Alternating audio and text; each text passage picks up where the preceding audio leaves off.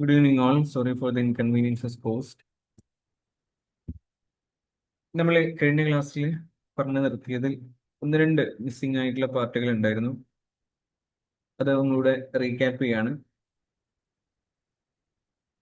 First, teaching, instruction, training, indoctrination. ഈ നാല് ടേമുകൾ തമ്മിലുള്ള ഡിഫറൻസ് കൃത്യമായിട്ട് മനസ്സിലാക്കുക എന്നുള്ളത് വളരെ പ്രധാനമാണ്. ക്വസ്റ്റ്യൻസ് വന്നിട്ടുള്ള പാർട്ടാണ്. ഈ ഒരു നാല് ടേം ബേസ് ചെയ്തിട്ടുള്ള ക്വസ്റ്റ്യൻസ് ഒക്കെ വന്നു കഴിഞ്ഞിട്ടുണ്ട്. Teaching, as we all know, ലേണറുടെ ഒരു ഓവറോൾ ഡെവലപ്മെന്റ്, ഒരു ഹോളിസ്റ്റിക് ഡെവലപ്മെന്റ് സാധ്യമാക്കുന്ന ഒരു പരിപാടിയാണ് teaching. Instruction, on the other hand, നമ്മളെ കയ്യിലുള്ള കണ്ടന്റ് നമ്മൾ വളരെ സിസ്റ്റമാറ്റിക്കലി പ്രസന്റ് ചെയ്യുന്ന ഒരു സ്റ്റൈലാണ് ഇൻസ്ട്രക്ഷൻ. ട്രെയിനിങ്, നമ്മളൊരു സ്പെസിഫിക് സ്കിൽ, ആ ഒരു സ്കില്ലിൽ ലേണറിനെ എഫിഷ്യന്റ് ആക്കുക എന്ന രീതിയിൽ ആ ഒരു സ്കിൽ ഡെവലപ്മെന്റ് വേണ്ടി ചെയ്യുന്ന പരിപാടിയാണ് ട്രെയിനിങ്. കുറച്ചുകൂടെ ഒരു പ്രാക്ടീസ് ഓറിയന്റഡ് ആയിരിക്കും. ആൻഡ് ഫൈനലി, ഇൻഡോക്ട്രൈനേഷൻ, നമ്മളുടെ belief systems imposing on someone. ഇതിനാണ് നമ്മൾ ഇൻഡോക്ട്രൈനേഷൻ എന്ന് പറയുന്നത്. ഒരു എക്സ്ട്രീമിസം, ടെററിസം എന്നൊക്കെ പറയുന്നതിൽ how all these things are happening, എങ്ങനെയാണ് ഒരാൾ ചാവേറാകുന്നത്, പ്യൂർലി ഔട്ട് ഓഫ് ഇൻഡോക്ട്രൈനേഷന്റെ ഒരു റിസൾട്ട് ആണ്. അവിടെ കൂടുതൽ ചോദ്യം വർത്താനൊന്നുമില്ല. If someone is having a belief and he want to impose it on someone else, അവിടെ ചെയ്യുന്ന ഒരു പ്രോസസ്സാണ് ഇൻഡോക്ട്രൈനേഷൻ. അപ്പൊ ഇതൊക്കെ തമ്മിൽ നല്ല അന്തരമുണ്ട്. ആ ഒരു ഡിഫറൻസ് നമ്മൾ നല്ല ക്ലാരിറ്റിയിൽ മനസ്സിലാക്കുക എന്നുള്ളത് നമുക്ക് വളരെ പ്രധാനപ്പെട്ട ഒരു കാര്യമാണ്. ഓക്കെ, നൗ നമ്മൾ ലാസ്റ്റ് ആയിട്ട് നിന്നത് ട്രാൻസ്ഫർ ഓഫ് ലേണിംഗ് എന്ന് പറയുന്ന ഒരു ഏരിയയിലാണ്. ട്രാൻസ്ഫർ ഓഫ് ലേണിംഗ് വളരെ പ്രധാനപ്പെട്ട ഒരു കോൺസെപ്റ്റ് ആണ്. നമ്മളൊക്കെ പല കാലങ്ങളിൽ പല കാര്യങ്ങൾ പഠിക്കുന്നുണ്ട്. നമ്മൾ നേരത്തെ പഠിച്ച കാര്യങ്ങൾ പുതിയതായിട്ട് പഠിക്കുന്ന കാര്യങ്ങളിൽ കൃത്യമായിട്ടുള്ള ഇൻഫ്ലുവൻസ് ഉണ്ടാക്കുന്നുണ്ട്, എഫക്റ്റ് ക്രിയേറ്റ് ചെയ്യുന്നുണ്ട്. ഇതിനെയാണ് നമ്മൾ സിംപ്ലി ട്രാൻസ്ഫർ ഓഫ് ലേണിംഗ് എന്നതുകൊണ്ട് ഉദ്ദേശിക്കുന്നത്. Effect of prior knowledge on the new learning or performance in A new situation. In A nutshell നമുക്ക് അങ്ങനെ പറയാം. നമ്മൾ ഒരു സൈക്കിൾ ഓടിക്കാൻ അറിയുന്ന ആള് ആ സൈക്കിൾ ഓടിക്കുക എന്നുള്ള ആ ഒരു നോളേജ് നമ്മൾക്ക് ഒരു സ്കൂട്ടി ഓടിക്കുന്നതിൽ, അല്ലെങ്കിൽ സൈക്കിൾ ബാലൻസ് എന്നുള്ള ആ ഒരു കഴിവ് നമുക്ക് ഒരു സ്കൂട്ടി ഓടിക്കുന്നതിലും മറ്റൊക്കെ നമുക്ക് ഹെൽപ്ഫുൾ ആകുന്നത് it's A example of positive transfer of learning. നമ്മൾ പ്രയർ നോളേജ്, നമ്മളെ പുതിയ നോളജിനെ എൻഹാൻസ് ചെയ്യുന്നതിൽ ഹെൽപ്പ് ചെയ്യുക എന്നുള്ളതാണ് പോസിറ്റീവ് ട്രാൻസ്ഫർ ഓഫ് ലേണിംഗ് എന്നതുകൊണ്ട് ഉദ്ദേശിക്കുന്നത്. We have numerous types of transfer of learning. ഒരുപാട് ടൈപ്പ് വരുന്നുണ്ട്. പോസിറ്റീവ് ട്രാൻസ്ഫർ, നെഗറ്റീവ് ട്രാൻസ്ഫർ, ഇതാണ് പ്രധാനപ്പെട്ട രണ്ട് ടൈപ്പുകൾ. As the name itself denote, positive transfer എന്ന് പറയുമ്പോൾ നമ്മൾ മുമ്പ് പഠിച്ച നമ്മളുടെ ലേണിംഗ് പുതിയ ലേണിങ്ങിനെ ഹെൽപ്പ് ചെയ്യുക. മുമ്പ് പഠിച്ച ലേണിംഗ് പുതിയ ലേണിങ്ങിനെ ഹെൽപ്പ് ചെയ്യുക. ഞാൻ നേരത്തെ പറഞ്ഞ ഉദാഹരണം തന്നെ, സൈക്കിൾ ഓടിക്കാൻ അറിയുന്ന ആ ഒരു കഴിവ് ബൈക്ക് ഓടിക്കുന്നതിലോ സ്കൂട്ടി ഓടിക്കുന്നതിലൊക്കെ നമ്മളെ ഹെൽപ്പ് ചെയ്യുന്നുണ്ട്, അതിനെ കുറച്ചുകൂടി ഈസിയർ ആക്കുന്നുണ്ട്. That's positive transfer. Negative transfer എന്ന് പറയുമ്പോൾ മുമ്പ് പഠിച്ച കാര്യങ്ങൾ നമ്മൾ പുതിയ പഠിച്ച കാര്യങ്ങളെ ഇന്റർഫിയർ ചെയ്യുക. That's A very important thing. മുമ്പ് ലേൺഡ് ആയിട്ടുള്ള കാര്യങ്ങൾ പുതിയതായിട്ട് പഠിച്ച കാര്യത്തെ ഇന്റർഫിയർ ചെയ്യുക. ഇപ്പൊ നമ്മളൊരു left hand traffic rule follow ചെയ്യുന്ന ഒരു രാജ്യത്ത് കുറെ കാലമായിട്ട് ജീവിച്ച് അവിടെ ഡ്രൈവ് ചെയ്ത് വന്ന് പെട്ടെന്ന് നാട്ടിലെത്തുന്ന സമയത്ത് റൈറ്റ് ഹാൻഡ് ട്രാഫിക്കിലേക്ക് അഡാപ്റ്റ് ചെയ്യാൻ പ്രയാസം അനുഭവിക്കുന്ന സിറ്റുവേഷൻസ് ഒക്കെ നമ്മൾ പല ആളുകളിലും കാണാറുണ്ട്. That's because of negative transfer of learning. കാരണം നമ്മൾ ആൾറെഡി യൂസ്ഡ് ആയിട്ടുള്ള ഒരു പാറ്റേൺ ഉണ്ട്, ലെഫ്റ്റ് ഹാൻഡ് ട്രാഫിക്. അപ്പൊ അത് നമ്മളുടെ പ്രീവിയസ് ലേണിംഗ് ആണ്. ആ പ്രീവിയസ് ലേണിംഗ് എന്തിൽ തടസ്സം ക്രിയേറ്റ് ചെയ്യാണ്, ഇന്റർഫിയർ ചെയ്യാണ്. നമ്മൾ പുതിയതായിട്ട് നമ്മൾ പഠിച്ചെടുക്കാൻ ശ്രമിക്കുന്ന ആ ഒരു ലേണിംഗ് സ്റ്റൈൽ ഇന്റർഫിയർ ചെയ്യുന്നതിനാണ് നമ്മൾ നെഗറ്റീവ് ട്രാൻസ്ഫർ എന്ന് പറയാം. മറ്റേത് പോസിറ്റീവ് ആയിരുന്നു, ഹെൽപ്പ് ചെയ്യുന്നതായിരുന്നു. ഇവിടെ ഇന്റർഫിയർ ചെയ്യുന്നതാണെന്നുള്ളത്, അതാണ് അതിന്റെ ഒരു ഡിഫറൻസ്. ഇനി സീറോ അല്ലെങ്കിൽ ന്യൂട്രൽ ട്രാൻസ്ഫർ ഉണ്ടാകും. പ്രത്യേകിച്ച് ഒരു എഫക്റ്റും ഇല്ല അതിൽ, പിന്നെ പ്രത്യേകിച്ച് പുതുമൊന്നുമില്ല.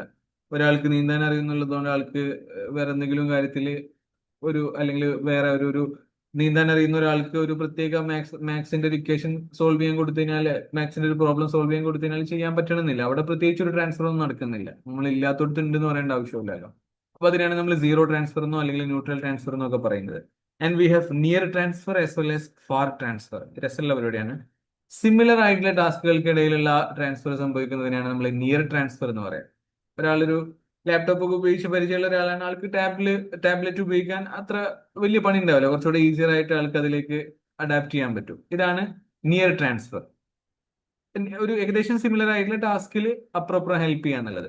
അതേസമയം ഫാർ ട്രാൻസ്ഫർ കുറച്ചൊക്കെ ഡിഫറെന്റ് ആയിട്ടുള്ള ടാസ്കിൽ ഈ പറഞ്ഞ ട്രാൻസ്ഫർ ഓഫ് ലേണിംഗ് സംഭവിക്കുന്നുണ്ടെങ്കിൽ അതിനെയാണ് നമ്മൾ ഫാർ ട്രാൻസ്ഫർ എന്ന് പറയാം. ഒരാൾ അത്യാവശ്യം നന്നായിട്ട് ചെസ് കളിക്കുന്ന ആളായിരുന്നു. അങ്ങനെ ആള് ഒരു പ്രത്യേക ഒരു പ്രൊജക്ട്, സ്കൂളിലേക്ക് ഒരു പ്രൊജക്ട് ലോഞ്ച് ചെയ്യേണ്ട സമയത്ത് ഭയങ്കര സ്ട്രാറ്റജിക്കൽ ആയിട്ടുള്ള ഇൻവോൾവ്മെന്റ് ഒക്കെ ആളുടെ ഭാഗത്ത് നിന്ന് ഉണ്ടാവുക. ഇതാണ് നമ്മൾ ഫാർ ട്രാൻസ്ഫർ കൊണ്ട് ഉദ്ദേശിക്കുന്നത്. നമുക്ക് പ്രത്യക്ഷത്തിൽ ഈ രണ്ട് ടാസ്കുകൾ, ആളുടെ ചെസ് കളിക്കാനുള്ള സ്കില്ലോ ആൾക്ക് ഒരു സ്ട്രാറ്റജിക്കൽ ഡെവലപ്മെന്റിനുള്ള സ്കില്ലോ പ്രത്യേകിച്ച് ഒരു ഭയങ്കര സിമിലാരിറ്റി ചിലപ്പോൾ നമുക്ക് തോന്നണമെന്നില്ല. They are different task, but ഇതിലുള്ള ആ ഒരു കഴിവ് ആൾക്ക് അതിൽ കുറച്ചുകൂടെ ഹെൽപ്ഫുൾ ആയി വരുന്നുണ്ടെങ്കിൽ അതിന് പറയുന്ന പേരാണ് ഫാർ ട്രാൻസ്ഫർ. ഈവൻ ദോ നമ്മളൊരു ചെസ് കളിക്കുന്ന ഒരാൾക്ക് അത്യാവശ്യം സ്ട്രാറ്റജിക്കലി കാര്യങ്ങളൊക്കെ കൊണ്ടുപോകാനുള്ള ഒരു കഴിവ് ഉണ്ടാവുക എന്നുള്ളത് വളരെ സ്വാഭാവികമാണ്. പക്ഷെ ഡിഫറെന്റ് ടാസ്കിൽ ട്രാൻസ്ഫർ നടക്കുന്നതിനാണ് നമ്മൾ ഫാർ ട്രാൻസ്ഫർ എന്ന് പറയാം. And we have bilateral transfer, that's also nice. Learning transfers from one side of the body to the another. ഒരു ഭാഗത്ത് നിന്ന് അടുത്ത ഭാഗത്തേക്ക് നമ്മളെ ബോഡിയിൽ നിന്ന് ഈ പറഞ്ഞ ഒരു ട്രാൻസ്ഫർ ഓഫ് ലേണിംഗ് സംഭവിക്കുന്നുണ്ടെങ്കിൽ അതിനാണ് ബൈലാറ്ററൽ ട്രാൻസ്ഫർ എന്ന് പറയുന്നത്. സൈക്കോളജിയിൽ ലാബിൽ നമ്മൾ എക്സ്പെരിമെന്റ് ചെയ്യുന്ന ഒരു കാര്യമാണ് ബൈലാറ്ററൽ ട്രാൻസ്ഫർ. രസമുള്ള പരിപാടിയാണ്. ഒരാള് റൈറ്റ് ഹാൻഡ് കൊണ്ട് എഴുതുന്നു, പിന്നെ ആ ഒരു കഴിവ് കുറച്ചുകൂടെ ലെഫ്റ്റ് ഹാൻഡ് കൊണ്ട് എഴുതുന്ന സമയത്ത് കുറച്ചുകൂടെ ഈസിയർ ആയിട്ട് മാറുന്നു. ഇതിന്റെ ഒരു ട്രയൽ, ഇതിന്റെ ഒരു എക്സ്പെരിമെന്റ് ഉണ്ട്, ബൈലാറ്ററൽ ട്രാൻസ്ഫർ. It's real.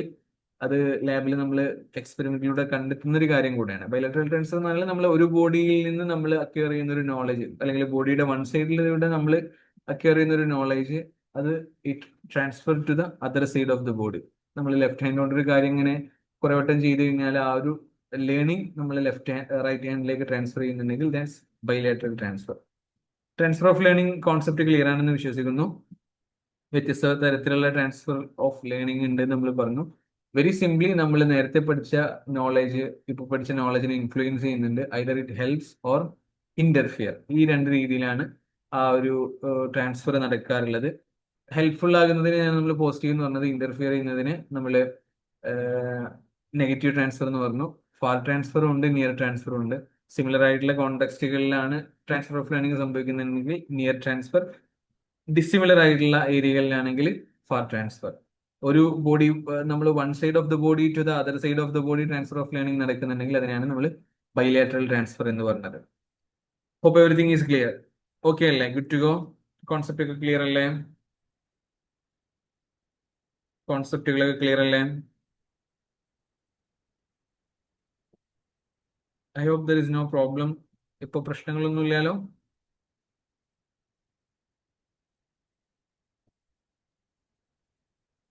നിങ്ങളൊന്ന് കമന്റ് ചെയ്യേ, വോയിസ് ഓൺ ആക്കിയിട്ട് പറയേ ചെയ്യൂ.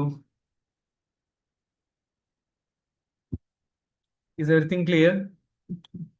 Please do comment. എനിക്കൊരു ചെറിയ ആശങ്കയുണ്ട്, നെറ്റ്വർക്ക് ഇഷ്യൂ ഉള്ളത് കൊണ്ട് ഞാനിതൊരു വൺ സൈഡ് പരിപാടിയായിട്ട് പോകുന്നുണ്ടോ എന്നൊരു ആശങ്കയുണ്ട്. Please do comment, please do chat.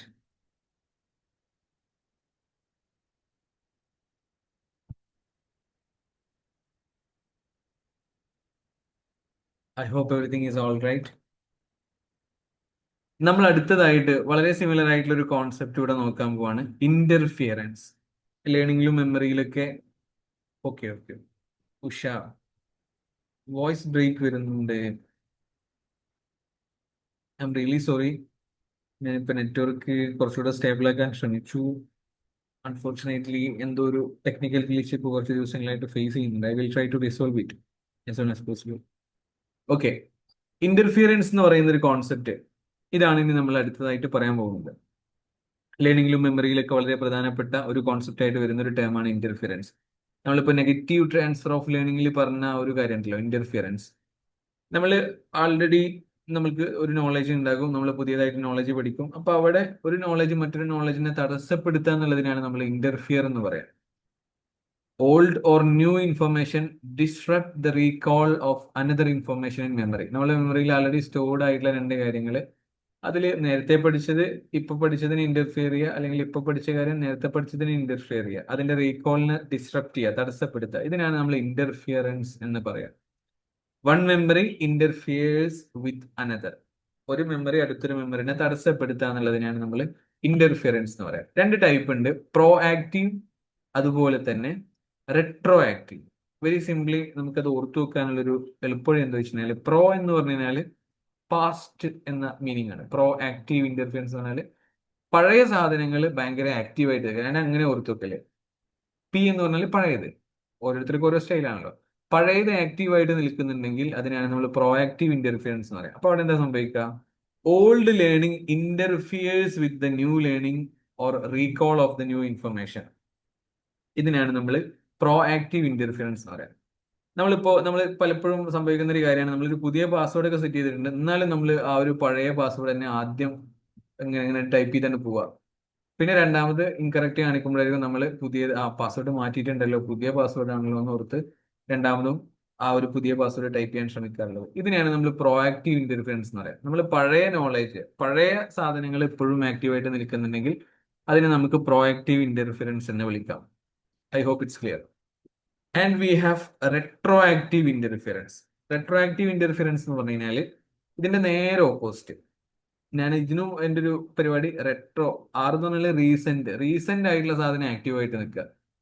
ഇതിനാണ് നമ്മൾ റെട്രോ ആക്റ്റീവ് ഇന്റർഫിയറൻസ് എന്ന് പറയാം. New learning interference with old memories or previously learned information. അപ്പൊ പുതിയ സാധനം പഠിച്ചു കഴിഞ്ഞാൽ പഴയത് മറന്നു പോകുന്നതിനാണ് നമ്മൾ എന്ത് പറയാ? റെട്രോ ആക്റ്റീവ് ഇന്റർഫിയറൻസ് എന്ന് പറയാം. പ്രസന്റിലുള്ള സാധനം, റീസെന്റ് ആയിട്ടുള്ള സാധനം ഇന്റർഫിയറൻസ് വിത്ത് പാസ്റ്റ്. നമ്മളൊരു പുതിയ ഫോൺ നമ്പർ പഠിച്ചു കഴിഞ്ഞാൽ പഴയ സാധനം നമ്മൾ മറന്നു പോവുക. വളരെ സ്വാഭാവികമായിട്ട് നടക്കുന്ന കാര്യമാണ്. ഇതിനാണ് നമ്മൾ റെട്രോ ആക്റ്റീവ് ഇന്റർഫിയറൻസ് എന്ന് പറയാം. കുറച്ചുകൂടെ ലാംഗ്വേജ് അക്വിസിഷന്റെ സമയത്തൊക്കെ സംഭവിക്കുന്ന ഒരു കാര്യം കൂടെയാണ് ഇപ്പോൾ ഇത്. നമ്മളൊരു പുതിയ ഭാഷ പഠിക്കുന്നേരം പഴയ ഭാഷയിലെ വേർഡ്സും കാര്യങ്ങളൊക്കെ മിസ് ഔട്ട് ആയി പോകുന്ന സിറ്റുവേഷൻസ് ഉണ്ടാവാറുണ്ട്. നേരെ തിരിച്ചുണ്ടാവാറുണ്ട്. അതിൽ പ്രോആക്റ്റീവും സംഭവിക്കാറുണ്ട്. ഇതാണ് ഇന്റർഫിയറൻസിൽ പറയാനുള്ള കാര്യങ്ങൾ. ഇനി നമ്മൾ അടുത്തൊരു ഭാഗത്തിലേക്ക് കിടക്കുകയാണ്. Before that, okay, let us start with a few questions. ഇപ്പോ ടീച്ചിങ് ആപ്റ്റിറ്റ്യൂഡ് എന്ന് പറയുന്ന ഒരു സ്ലൈഡാണ് ഓപ്പൺ ആയിട്ടുള്ളത്. I think no. Please wait. Okay,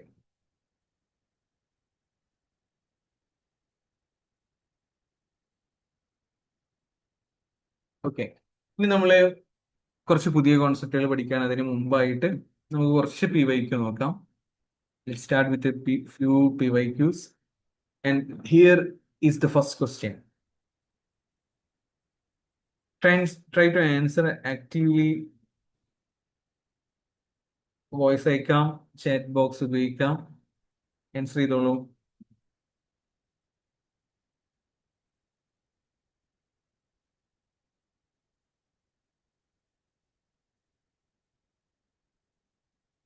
this should be interactive. നിങ്ങൾ അറിയുന്നുണ്ടെങ്കിലും ഇല്ലെങ്കിലും you can give it a shot. Okay. Adib answered 3. Shaniba 3. Okay. Nice guess, but the answer is 2. ഇവിടെ എന്താ സംഗതി? Students watch and listen to the videos of a lecture before coming to the class. ഇതെന്താണ് പരിപാടി എന്നാണ് ചോദിച്ചിട്ടുള്ളത്. ഇതിനെ നമ്മൾ പറയാറുള്ളത് ഫ്ലിപ്ഡ് ക്ലാസ് റൂം എന്നാണ്. ലെക്ചർ മെത്തേഡ് അല്ല നമുക്ക് ഉറപ്പായിട്ടും. നമുക്ക് എലിമിനേഷൻ പരിപാടി ചെയ്യാം കേട്ടോ. ലെക്ചർ മെത്തേഡ് അല്ല എന്നുള്ളത് നമുക്ക് വളരെ ഉറപ്പിച്ച് പറയാൻ പറ്റുന്ന കാര്യമാണ്. ഓക്കെ, വോയിസ് ബ്രേക്ക് വരുന്നുണ്ട് അല്ലേ? I'm having very stable internet connection. I don't know what's happening. Let's proceed, I think. Otherwise, അതൊരു ബുദ്ധിമുട്ടാവുമായിരിക്കും. Can I proceed? നല്ല പ്രശ്നമുണ്ടോ? Okay, okay, okay, thank you. അപ്പോ മേ ബി ഇപ്പൊ കാലാവസ്ഥ 2 ദിവസമായിട്ട് ഇങ്ങനെ ചെറിയൊരു മഴയും പരിപാടിയൊക്കെ പിടിച്ചല്ലേ, അതുകൊണ്ട് സംഭവിക്കുന്നതാവാം. നമുക്ക് ടൈം മാറ്റിയാൽ ഇതിന് പരിഹാരമാവുമെങ്കിൽ I'm ready for that also. Early morning ഒക്കെ ചെയ്യാൻ പറ്റുമെങ്കിൽ I'm ready for that too. നോക്കാം. ഓക്കെ, അപ്പൊ നമ്മൾ ഇവിടെ പറയുന്നത് എന്താ? ഫ്ലിപ്ഡ് ക്ലാസ് റൂം ആണ് ഈ ഒരു കോൺസെപ്റ്റ്. നമ്മൾ ട്രഡീഷണൽ ഒരു സ്റ്റൈലുണ്ട്. ടീച്ചർ ക്ലാസ്സിൽ വരുന്നു, കണ്ടന്റ് കുറച്ച് പറഞ്ഞിരുന്നു, പോകുന്നു. ഒരു ട്രഡീഷണൽ ഒരു ലെക്ചർ മെത്തേഡ്. എന്ന് അവിടെ പറഞ്ഞിട്ടുള്ള കാര്യം, students watch and listen to the videos of a lecture before coming to the class. പിന്നെ ക്ലാസ്സിൽ സംഭവിക്കുന്നത് അതുമായിട്ട് ബന്ധപ്പെട്ട ഡിസ്കഷൻസ്, അതുമായി ബന്ധപ്പെട്ട ഭയങ്കര ആക്റ്റീവ് ആയിട്ടുള്ള കമ്മ്യൂണിക്കേഷൻസ് ആൻഡ് കോൺവെർസേഷൻസ്. ഇതാണ് ഫ്ലിപ്ഡ് ക്ലാസ് റൂമിന്റെ പ്രത്യേകത. ബാക്കിയുള്ളതൊന്നുമല്ല. പ്രൊജക്ട് മെത്തേഡ് എന്ന് പറഞ്ഞാൽ കുറച്ചുകൂടെ ഹാൻഡ്സ് ഓൺ എക്സ്പീരിയൻസ് പ്രാധാന്യം കൊടുക്കുന്ന കുറച്ചുകൂടെ പ്രാക്ടിക്കൽ ഓറിയന്റഡ് ആയിട്ടുള്ള പരിപാടികളായിരിക്കും. ലെക്ചർ മെത്തേഡ് ആണെങ്കിലും ഒരു ടീച്ചർ ക്ലാസ്സിൽ വന്ന് ഇങ്ങനെ പാഠഭാഗം എടുത്തു പോകുന്ന ഒരു സ്റ്റൈലായിരിക്കും. But we have flipped classroom. ഇതാണ് നമ്മുടെ ഫ്ലിപ്ഡ് ക്ലാസ് റൂം എന്ന് പറയുന്ന ഒരു concept. Already students first engage with the learning materials. അത് വീഡിയോസ് ആകാം, മേ ബി റീഡ് ചെയ്യാനുള്ള മെറ്റീരിയൽസ് ആകാം. അത് അവർ ക്ലാസ്സിൽ നിന്ന് വരുന്നതിന് മുമ്പ് തന്നെ അത് ആ ഒരു പരിപാടികൾ ചെയ്യുന്നു. ആൻഡ് ക്ലാസ് ടൈം എന്തിനു വേണ്ടിയിട്ടാണ്? Only for discussion, problem solving, application, ഇത്തരം കാര്യങ്ങൾക്കൊക്കെ വേണ്ടിയിട്ട് ക്ലാസ് റൂമിന്റെ ആ ഒരു ടൈം ഉപയോഗപ്പെടുത്തുക. ഇതിനാണ് നമ്മൾ ഫ്ലിപ്ഡ് ക്ലാസ് റൂം എന്ന് പറയാം. ട്രഡീഷണൽ സ്റ്റൈലിൽ നമ്മൾക്ക് ആദ്യം ലെക്ചർ, പിന്നെ അതിനെ തുടർന്നുള്ള ഹോംവർക്ക് ആക്ടിവിറ്റീസ്. ഫ്ലിപ്ഡിലാണെങ്കിൽ നമ്മൾ ആദ്യം prior to the class we go through the content, maybe videos, readings. അതിനുശേഷം നമ്മൾ ക്ലാസ് റൂമിൽ വന്ന് ക്ലാസ് റൂം ആക്ടിവിറ്റീസിൽ എൻഗേജ്ഡ് ആവുക എന്നുള്ളതാണ് flipped classroom. Hope the concept is clear. Moving to the next question. നമ്മൾ കോമൺ സെൻസ് മാത്രം ഉപയോഗിച്ച് answer ചെയ്യാൻ പറ്റുന്ന ഒരു സാധനമാണ്. Even if you don't have any idea about the teaching aptitude, ഒന്നും നോക്കിയിട്ടില്ലെങ്കിൽ പോലും you can simply answer. In a classroom, an effective listener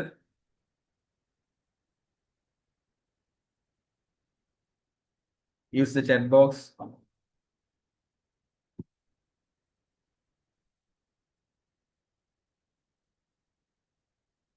എന്തായിരിക്കും correct answer? Try to make it fast. We have long way to go. Okay.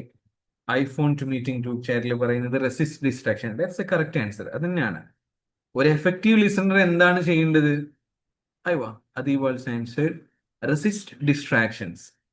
അതാണ് effective listener. ബാക്കിയുള്ളതൊക്കെ നമുക്ക് ഒട്ടും okay അല്ലാത്ത കാര്യങ്ങളാണ്. ഡൈവേർഷൻസ് നോക്കുന്നതാണ്, പ്രിഫേഴ്സ് മെസ്സേജ് ഫിൽറ്ററിങ്, അല്ലെങ്കിൽ judges message delivery style. അതൊന്നും ഒരു ആക്റ്റീവ് ലിസണറിന് പറ്റിയ പരിപാടിയല്ല.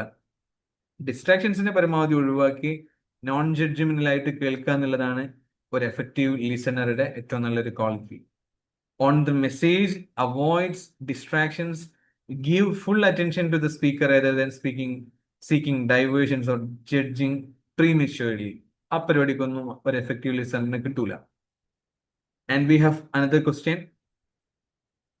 മേ ബി നമ്മളൊരു ചെറിയ കോമൺ സെൻസ് ഉപയോഗിച്ച് കഴിഞ്ഞാൽ ആൻസർ ചെയ്യാൻ പറ്റുന്നതാണ്. Try to answer fast. Upon the completion of academic programs, what outcomes should the students have attained? ഒരു ഗ്രാജുവേഷന്റെ ഒക്കെ സമയത്ത് ആ ഒരു അക്കാഡമിക് പ്രോഗ്രാം കംപ്ലീറ്റ് ആകുന്ന സമയത്ത് the answer is in the question itself. Come on. Neda said it right. Program education objectives. കാരണം already ക്വസ്റ്റ്യൻസിൽ അതുണ്ട്. ഇതൊരു തരം ഒരു ഫാലസിയാണ്. ഒരു അക്കാഡമിക് പ്രോഗ്രാം കംപ്ലീറ്റ് ചെയ്യുന്ന സമയത്ത് എന്ത് ഔട്ട്കംസ് ആണ് അച്ചീവ് ചെയ്യേണ്ടത്? ഒബ്വിയസ്ലി പ്രോഗ്രാം എഡ്യൂക്കേഷൻ ഒബ്ജക്റ്റീവ്സ് അല്ലെങ്കിൽ പ്രോഗ്രാം ഔട്ട്കംസ്. ലെസൺ ഔട്ട്കം അല്ല, കോഴ്സ് ഔട്ട്കം അല്ല, ചാപ്റ്റർ ഔട്ട്കം അല്ല. ഇതൊക്കെ വളരെ ടെമ്പററി ആയിട്ടുള്ള കുറച്ചുകൂടെ എന്താണ് ഷോർട്ട് ടേമിലേക്ക് വരുന്ന സാധനങ്ങളാണ്. ബട്ട് ഒരു അക്കാഡമിക് പ്രോഗ്രാം കംപ്ലീറ്റ് ചെയ്യുന്ന സമയത്ത് നമ്മൾ അച്ചീവ് ചെയ്യേണ്ടത് ഈ പറഞ്ഞ പോലെ പ്രോഗ്രാം ഔട്ട്കംസ് തന്നെയാണ്. That's very clear, no doubt.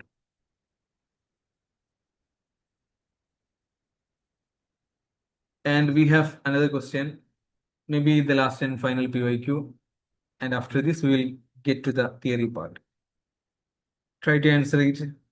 Maybe നമ്മളൊരു കോമൺ സെൻസ് കൊണ്ട് ഉപയോഗിക്കാം ആൻസർ ചെയ്യാൻ പറ്റുന്ന ഒരു ക്വസ്റ്റ്യൻ തന്നെയാണിത്. ലേണിങ്ങിനെ കുറിച്ചാണ് ഇവിടെ ചോദിച്ചിട്ടുള്ളത്. So what's the answer?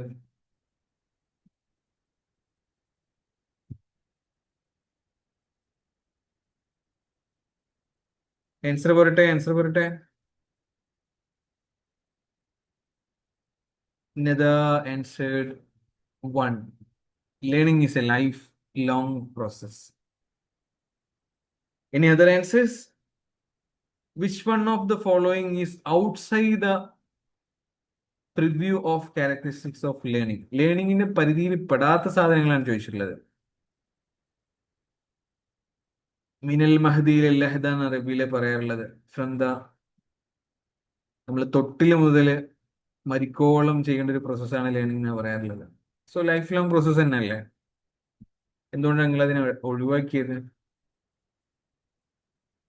ലേണിംഗിന്റെ ഒരു ക്യാരക്ടറിസ്റ്റിക്സ് തന്നെ അല്ലേ അത്? Learning is prompted by individual needs, that's also okay. Learning is transferable, അതും ഓക്കെയാണ്. Learning is a temporary change in behaviour, അതാണോ? അവിടെയാണ് നമുക്ക് ഒരു ക്ലാരിറ്റി വരേണ്ടത്. എന്തോ ഇടയിലൊന്ന് ഡിസ്റപ്റ്റ് ആയി പോയി, മൊത്തം കണക്ഷൻ പോയ പോലെ തോന്നി. I hope we can proceed. I'm really sorry for the inconveniences cause. ഇതൊന്നും ഇന്റൻഷനലി സംഭവിക്കുന്നതല്ല. I hope you can understand. Okay, we can proceed I think. ഇനി പ്രശ്നങ്ങളൊന്നും ഉണ്ടാവില്ല എന്നുള്ള ശുഭാപ്തിശയത്തോടു കൂടെ മൂവ് ചെയ്യാണ്. ലേണിംഗിന്റെ ഡെഫിനിഷൻ പറയുമ്പോൾ സാധാരണ പറയുന്ന ഒരു കാര്യമാണ് relatively permanent change in behaviour. ഒരാൾ ഇപ്പൊ ഇങ്ങനെ ഒരു മാത്സിന്റെ ഒരു പ്രോബ്ലം ആൾക്ക് കൊടുത്തു, ആൾക്ക് എന്തോ ഒരു പെട്ടെന്ന് എന്തൊക്കെയോ ഒരു ചക്കക്ക ആൾക്ക് അതിന്റെ ആൻസറാണ് കിട്ടി. ഒരു ടെമ്പററി ചേഞ്ച് മാത്രമാണ്. അല്ലെങ്കിൽ ആൾക്ക് ശരിക്കും അതിലൊരു എക്സ്പെർട്ടൈസ് ഡെവലപ്പ് ആവുക, അല്ലെങ്കിൽ ആളുടെ ബിഹേവിയറിൽ എന്തെങ്കിലും ഒരു പെർമനന്റ് ആയിട്ടുള്ള ചേഞ്ച് സംഭവിക്കുക ഒന്നും ചെയ്തില്ല. That's A temporary one. അല്ലെങ്കിൽ നമ്മളൊരു ഡ്രഗ് ഒക്കെ അടിക്കുന്ന സമയത്ത് നമ്മൾ ഒരു temporary hallucination out of the self ഒക്കെ പോവാറുണ്ട്. അതൊക്കെ ടെമ്പററി ചേഞ്ചസ് ആണ്. ഇതിനൊന്നും നമ്മൾ ലേണിംഗ് എന്ന് പറയൂല. ഇതൊക്കെ just maybe out of luck അല്ലെങ്കിൽ ഔട്ട് ഓഫ് സംതിങ് സംഭവിക്കുന്ന കാര്യങ്ങളാണ്. ലേണിംഗ് എന്ന് പറയുമ്പോൾ ഇറ്റ് ഷുഡ് ബി, അല്ലെങ്കിൽ it should be at least relatively permanent. അതാണ് നമ്മൾ ലേണിംഗിന്റെ ഡെഫിനേഷനായിട്ട് സാധാരണ പറയുന്ന ഒരു കാര്യം. അപ്പോൾ ആ ഒരു കാര്യം മാത്രമാണ് ലേണിംഗിന്റെ ക്യാരക്ടറിസ്റ്റിക്സ് വിട്ടുപോയിട്ടുള്ളത്. നൗ നമ്മൾ ഇനി ലേണിംഗുമായിട്ട് ബന്ധപ്പെട്ട കുറച്ച് കാര്യങ്ങളിലേക്കാണ് പോകുന്നത്. റീസെന്റ് എക്സാമിന് വന്ന് കണ്ടിട്ടുള്ള കുറച്ച് തിയറീസും കാര്യങ്ങളൊക്കെ നമ്മൾ എക്സ്പ്ലോർ ചെയ്യുന്നുണ്ട് ഇന്നത്തെ ക്ലാസ്സിൽ. സോ സൈക്കോളജി ബാക്ക്ഗ്രൗണ്ടിലുള്ള ആളുകൾക്ക് ചിലപ്പോൾ കുറച്ച് ഈസിയർ ആയിട്ട് ഫീൽ ചെയ്യും, അല്ലാത്ത ആളുകൾ ചിലപ്പോൾ കമ്പാരിറ്റീവ്ലി പുതിയ കോൺസെപ്റ്റുകളായിരിക്കും നിങ്ങൾ മനസ്സിലാക്കാൻ പോകുന്നുണ്ടാവുക. Learning, as I already said, it's relatively permanent change in behaviour or knowledge that occurs through experience and practice. ഇതിനാണ് നമ്മൾ ലേണിംഗ് എന്ന് പറയുക. അപ്പോൾ ലേണിംഗിന്റെ പ്രധാനപ്പെട്ട ക്യാരക്ടറിസ്റ്റിക്സ് പറയുകയാണെങ്കിൽ നമ്മളുടെ ബിഹേവിയറിലോ നോളജിലോ ഒക്കെ വരുന്ന ചേഞ്ച് ആണ് ലേണിംഗ്. നമ്മുടെ ബിഹേവിയറിൽ വരുന്ന മോഡിഫിക്കേഷൻസിനൊക്കെയാണ് നമ്മൾ ലേണിംഗ് എന്ന് പറയുന്നത്. റിലേറ്റീവ്ലി പെർമനന്റ് ആണ്. ഒരു മൊമെന്ററി ചേഞ്ചോ ഷോർട്ട് ടേം ചേഞ്ചോ ഒന്നും നമ്മൾ ലേണിംഗ് എന്ന് പറയുന്ന ഒരു കാറ്റഗറിയിൽ പെടുത്തുന്നില്ല. Result of practice or experience. നമ്മൾ എന്തെങ്കിലും ഫാറ്റിഗിന്റെ പുറത്തോ അല്ലെങ്കിൽ mere out of maturation, drugs, ഇതുകൊണ്ടൊക്കെ സംഭവിക്കുന്ന ചെറിയ മാറ്റങ്ങളൊന്നും നമ്മൾ ലേണിംഗ് എന്ന് പറയാറില്ല. It is always through practice, experience and kind of things. Learning ഒരു ആക്റ്റീവ് പ്രോസസ്സാണ്. ലേണർ എന്ന് പറയുന്ന ആള് വളരെ ആക്റ്റീവ് ആയിട്ടുള്ള റോള് വഹിക്കുന്ന ഒരു പ്രോസസ്സ് കൂടെയാണ് learning. And always goal oriented. നമ്മളുടെ നീഡ്സ് ഫുൾഫിൽ ചെയ്യാനും ഗോൾസ് അച്ചീവ് ചെയ്യാനൊക്കെയാണ് നമ്മൾ ലേണിംഗ് എന്ന് പറയുന്ന പ്രോസസ്സിൽ എൻഗേജ്ഡ് ആവുന്നത്. ലേണിംഗുമായിട്ട് ബന്ധപ്പെട്ട് വരുന്ന തിയറീസ് പ്രധാനമായിട്ടും നമുക്ക് ബിഹേവിയറിസ്റ്റ് തിയറീസ് ആണ് നമുക്ക് കാര്യമായിട്ട് നോക്കാനുള്ളത്. Then we also have cognitive theories. ഒരുപാട് തിയറീസ് ഉണ്ട്, പക്ഷെ ഒരു എക്സാം പോയിന്റ് ഓഫ് വ്യൂവിൽ കുറച്ച് റെലവെന്റ് ആയിട്ട് വരുന്ന കുറച്ച് തിയറീസും കാര്യങ്ങളും നമുക്ക് ആദ്യം നോക്കാം. Behaviourism is one of the school of thought in psychology. അതിന്റെ വല്ലാത്ത ഡെപ്തിലേക്കൊന്നും പോകുന്നില്ല, പെരിഫറലി പറഞ്ഞു പോകാം. ബിഹേവിയറിസം എന്ന് പറയുന്നത് നമ്മളുടെ ഒബ്സർവബിൾ ബിഹേവിയറിനെയാണ് നമ്മൾ ഫോക്കസ് ചെയ്യേണ്ടത്. നമ്മുടെ മെന്റൽ പ്രോസസ്സ് ഒന്നും നമുക്ക് അങ്ങനെ കാൽക്കുലേറ്റ് ചെയ്യാനോ ക്വാണ്ടിഫൈ ചെയ്യാനോ പറ്റുന്ന സംഗതികളല്ല. So we have to focus on the observable behaviour എന്ന് പറയുന്ന ഒരു ഒരു ഒരു നോഷൻ ക്രിയേറ്റ് ചെയ്ത ടീമാണ് ബിഹേവിയറിസ്റ്റുകൾ. അല്ലെങ്കിൽ ബിഹേവിയറിസ്റ്റ് എന്ന് പറയുന്ന സ്കൂൾ ഓഫ് തോട്ടിന്റെ ഒരു ബേസിക് ഐഡിയ ഇതാണ്. അപ്പൊ ലേണിംഗ് ബിഹേവിയറിസ്റ്റിക് പെർസ്പെക്റ്റീവിന്റെ ഒരു ഐഡിയയിൽ അല്ലെങ്കിൽ ഒരു പോയിന്റ് ഓഫ് വ്യൂവിൽ പറയുകയാണെങ്കിൽ learning is seen as a change in behaviour caused by experience, reinforcement, association. ഈ രീതിയിലൊക്കെ നമ്മളുടെ ബിഹേവിയറിൽ വരുന്ന ചേഞ്ചിനെയാണ് ലേണിംഗ് എന്നതുകൊണ്ട് ബിഹേവിയറിസ്റ്റുകൾ ഉദ്ദേശിച്ചത്. അത് പല കാരണങ്ങളും ഉണ്ടാകാം. May be through experience, may be reinforcement. നമുക്ക് എന്തെങ്കിലും നമ്മൾ ചെയ്യുന്ന കാര്യത്തിന്റെ കോൺസിക്വൻസിന്റെ ബേസിൽ നമ്മളുടെ ബിഹേവിയറിൽ മോഡിഫിക്കേഷൻസ് വരാറുണ്ട്. നമ്മൾ പല കാര്യങ്ങളെയും അസോസിയേറ്റ് ചെയ്ത് പഠിക്കാറുണ്ട്, ലേണിംഗ് സംഭവിക്കാറുണ്ട്. ഇതിനൊക്കെയാണ് ബിഹേവിയറിസ്റ്റുകൾ ലേണിംഗ് എന്നതുകൊണ്ട് ഉദ്ദേശിച്ചത്. ലേണിംഗ് ഇവരെ സംബന്ധിച്ചിടത്തോളം, തിയറിസ്റ്റുകളെ സംബന്ധിച്ചിടത്തോളം, it's external, it's measurable and shaped by stimuli and responses. അതിന്റെ ഒരു പ്രധാനപ്പെട്ട കാരണം ഇതിനെ ഷേപ്പ് ചെയ്യുന്നത് സ്റ്റിമുലസും അതിന്റെ കൂടെ വരുന്ന റെസ്പോൺസസും ആണ്. നമ്മൾ ഓരോ തിയറിയിലേക്ക് പോകാം. ഞാനിത് തിയറി പാർട്ട് ആയതുകൊണ്ട് വല്ലാണ്ട് നോക്കുന്നില്ല, വല്ലാണ്ട് എക്സ്പ്ലെയിൻ ചെയ്യുന്നില്ല. And if you are having any doubts feel free to ask. Classical conditioning വളരെ പ്രധാനപ്പെട്ട ഒരു ബിഹേവിയറിസ്റ്റ് തിയറിയാണ്. ഇവാൻ പൗലോ എന്ന് പറയുന്ന സൈക്കോളജിസ്റ്റ് ആണ്. And he was not at all a psychologist, he was a neurologist. അദ്ദേഹമാണ് ഇത് ഇൻട്രൊഡ്യൂസ് ചെയ്യുന്നത്. 1927 ഇതുമായിട്ട് ബന്ധപ്പെട്ട എക്സ്പെരിമെന്റുകളൊക്കെ നടക്കുന്നത്. ഇവാൻ പൗലോന്റെ ക്ലാസിക്കൽ കണ്ടീഷനിങ് വളരെ പ്രധാനപ്പെട്ട ഒരു ബിഹേവിയറിസ്റ്റ് തിയറിയാണ്. ഇവിടെ പറയുന്നത് രണ്ട് സ്റ്റിമുലായി തമ്മിലുള്ള അസോസിയേഷൻ വഴിയാണ് ലേണിങ്ങുകളൊക്കെ നടക്കുന്നത്. ഇവിടെ നമ്മൾ എന്തെങ്കിലും ഒരു വിഷയം മാത്സ് പഠിക്കുക അല്ലെങ്കിൽ ബയോളജി പഠിക്കുക എന്നുള്ള രീതിയിൽ നിങ്ങൾ ലേണിംഗ് എന്ന് പറയുന്ന ഒരു വേർഡിനെ മനസ്സിലാക്കാൻ ശ്രമിക്കരുത്. അങ്ങനെ മനസ്സിലാക്കി കഴിഞ്ഞാൽ ഇത് കോംപ്ലിക്കേഷൻ ആകും. സംതിങ് ലൈക്ക് ഒരു പുതിയ ബിഹേവിയർ അക്യൂർ ചെയ്യുന്നതോ അല്ലെങ്കിൽ നമ്മളുടെ സ്വഭാവത്തിൽ വരുന്ന മാറ്റമോ അല്ലെങ്കിൽ നമ്മൾ അക്യൂർ ചെയ്യുന്ന എന്തെങ്കിലും തരത്തിലുള്ള നോളജ് ഒക്കെ നിങ്ങൾക്ക് ഈ പറഞ്ഞ ലേണിംഗ് എന്ന ഒരു വാക്കിന്റെ പരിധിയിലേക്ക് പെടുത്താം. ഉദാഹരണങ്ങളൊക്കെ പറയുമ്പോൾ കുറച്ചുകൂടെ ക്ലിയർ ആകും. ഇവാൻ പൗലോന്റെ എക്സ്പെരിമെന്റ് നിങ്ങൾ കേട്ടിട്ടുള്ള ആളുകളാണെങ്കിൽ ഈ പറഞ്ഞ ടേമുകളൊക്കെ നിങ്ങൾക്ക് ഓർക്കാൻ പറ്റുന്നുണ്ടാകും. എന്താണ് ഇവാൻ പൗലോന്റെ എക്സ്പെരിമെന്റിൽ സംഭവിച്ചതെന്നുള്ളത് ഞാനൊന്ന് ആദ്യം പറയാം. Ivan Paulo he was a neurologist, as I already said. He was conducting an experiment with the dogs. ഡോഗ്സിന്റെ സലൈവറി ഗ്ലാൻസുമായിട്ട് കണക്ട് ചെയ്ത് how the saliva is contributing to the digestion of dogs. ഇങ്ങനെ കുറച്ച് neurology related ആയിട്ടുള്ള biology related ആയിട്ടുള്ള കുറച്ച് ക്വസ്റ്റ്യൻസിന് answer കണ്ടെത്തുക എന്നുള്ളതായിരുന്നു അദ്ദേഹത്തിന്റെ എക്സ്പെരിമെന്റിന്റെ ഒരു basic thought. It was not psychological. And മൂപ്പരിങ്ങനെ എന്താണ് ഡോഗ്സിന്റെ വായിൽ സലൈവറി ഗ്ലാൻസുമായിട്ട് ബന്ധപ്പെടുത്തി അതുമായിട്ട് കണക്ട് ചെയ്തിട്ട് സലൈവ പ്രൊഡക്ഷനും കാര്യങ്ങളൊക്കെ കൃത്യമായിട്ട് മെഷർ ചെയ്യാനൊക്കെ ഉള്ള പരിപാടികൾ മൂപ്പരെടുത്തുണ്ടായിരുന്നു. അപ്പൊ എന്താ സംഭവിച്ചു വെച്ചാൽ മൂപ്പര് ഇങ്ങനെ എക്സ്പെരിമെന്റ് ഇങ്ങനെ തുടർന്ന് പോകുന്ന സമയത്ത് മൂപ്പര് നോട്ട് ചെയ്തൊരു കാര്യമാണ്, ഈ ഫുഡ് കൊടുക്കാൻ വരുന്ന ഫുഡ് കാണുമ്പോൾ നായ്ക്ക് സലൈവേഷൻ വരിക എന്നുള്ളത് വളരെ സ്വാഭാവികമായിട്ട് നടക്കുന്ന കാര്യമാണ്. കാരണം ഫുഡ് എന്ന് പറയുന്നത് ആൾറെഡി ഒരു നമ്മളുടെ ഉള്ളിൽ ഒരു റെസ്പോൺസ് ക്രിയേറ്റ് ചെയ്യുന്ന ഒരു സാധനമാണ്. ഒരു സന്തോഷം എന്ന് പറയുന്ന ഒരു റെസ്പോൺസ് ക്രിയേറ്റ് ചെയ്യുന്ന ഒരു സാധനമാണ്. അപ്പൊ സ്വാഭാവികമായിട്ടും ഫുഡ് കാണുമ്പോൾ സലൈവ വരിക എന്നുള്ളത് വളരെ സ്വാഭാവികമാണ്. പക്ഷെ വെരി സർപ്രൈസിംഗ്ലി ഈ ഫുഡ് സാധാരണ കൊടുക്കുന്ന ആള് വിത്തൗട്ട് ഫുഡ് ആ നായന്റെ റൂമിലേക്ക് കടക്കുമ്പോൾ പോലും നായക്ക് സലൈവേഷൻ വരുന്നുണ്ട്. ഇത് നമ്മൾ ഇവാൻ പൗലോയിൽ ഭയങ്കര ക്യൂരിയോസിറ്റി ജനിപ്പിക്കുകയാണ്. Why this is happening? ആളുടെ കയ്യിൽ ഫുഡ് ഇല്ല, but just by a mere entrance to the room നായ സലൈവേറ്റ് ചെയ്യുന്നു. സോ എന്തോ ഒരു സംഗതി അതിന്റെ ഉള്ളിൽ ഉണ്ട് എന്നുള്ളത് മൂപ്പർക്ക് തോന്നാണ്.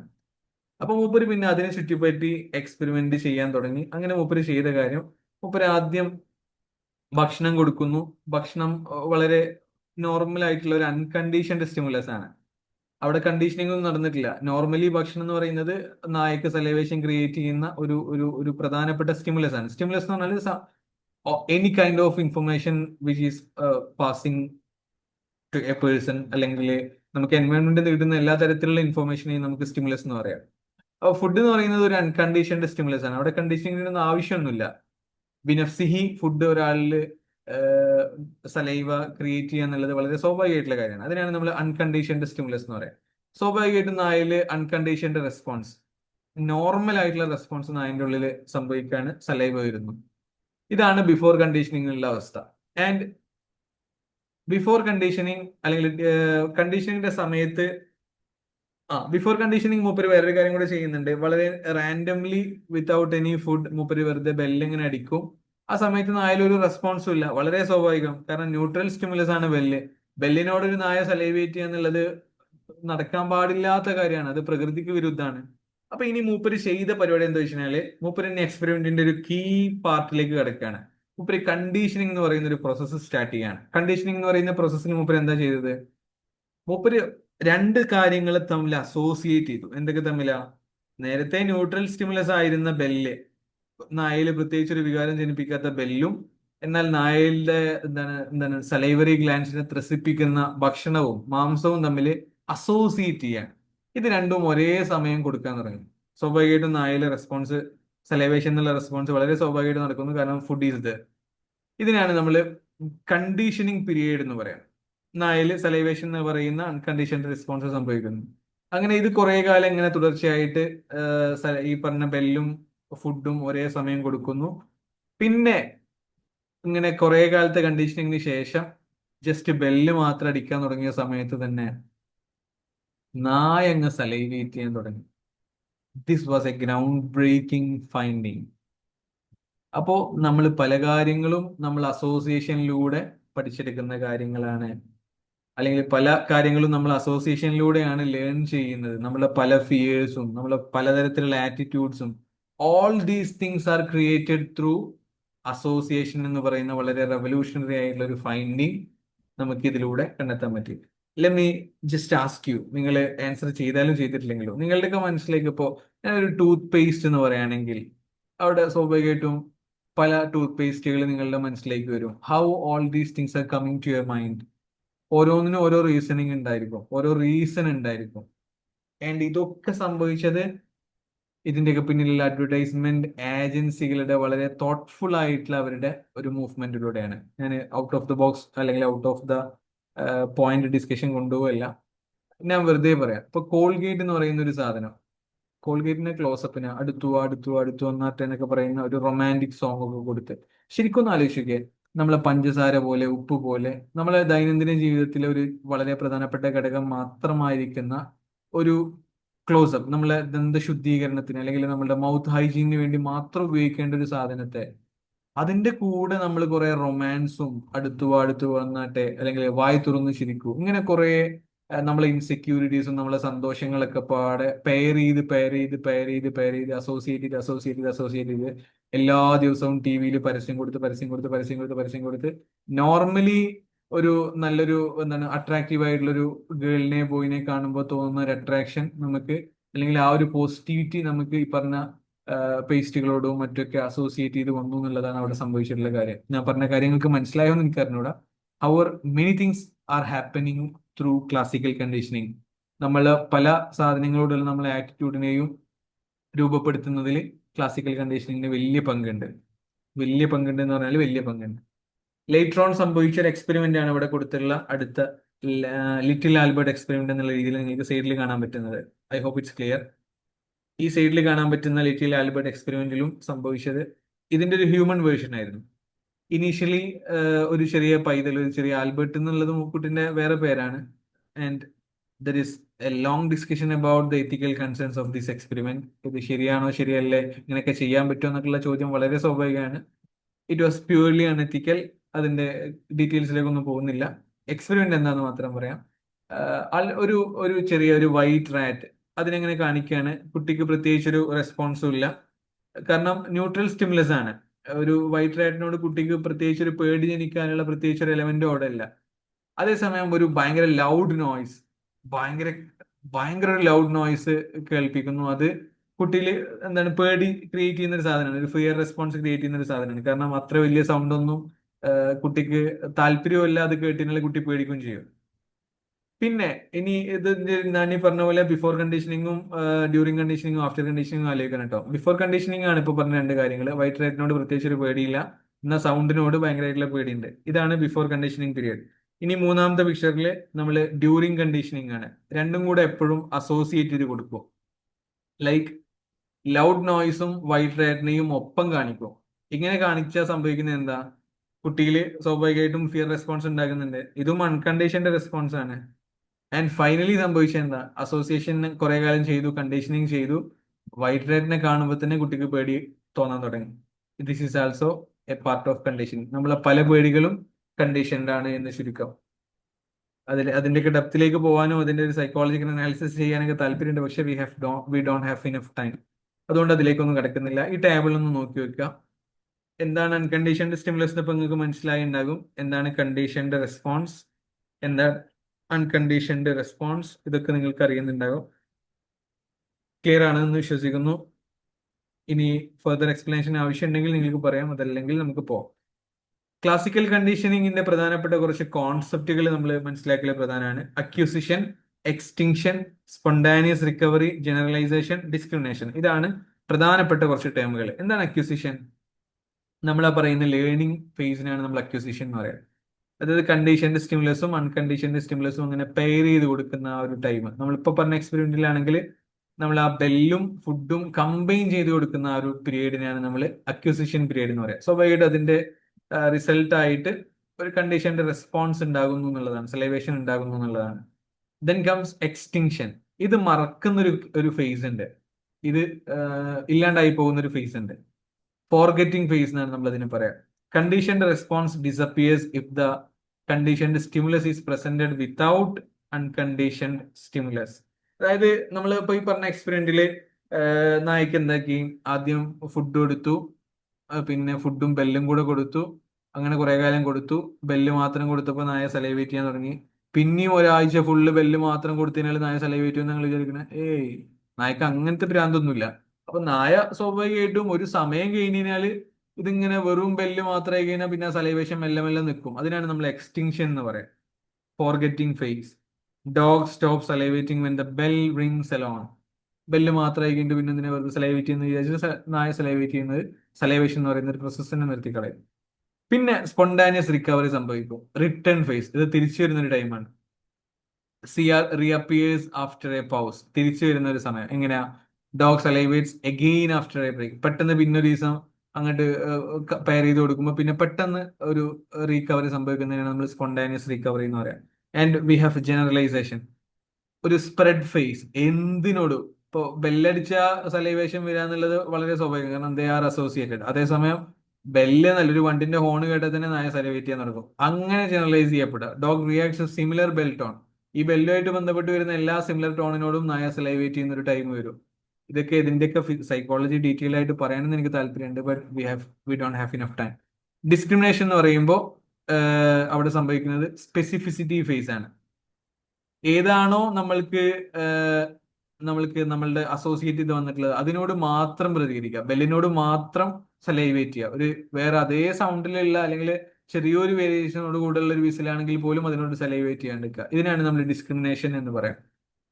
നമ്മളെ കണ്ടീഷൻഡ് സ്റ്റിമുലസ്, ക്ലാസിക്കൽ കണ്ടീഷന്റെ വളരെ പ്രധാനപ്പെട്ട കുറച്ച് കീ ടേമുകളാണ്. ഗൈസ്, ഒരു മിനിറ്റ് മാത്രമാണ് ബാക്കിയുള്ളത്. If you people are okay, ഞാൻ ഒന്നുകൂടെ ലിങ്ക് അയക്കാം. നമുക്ക് ഒരു പാർട്ട് കൂടെ ആയിട്ട് പോകാം. If and only if you guys are okay. കുറച്ചുകൂടെ പോർഷൻസ് പ്രിപ്പയർ ആയിട്ടുണ്ട്.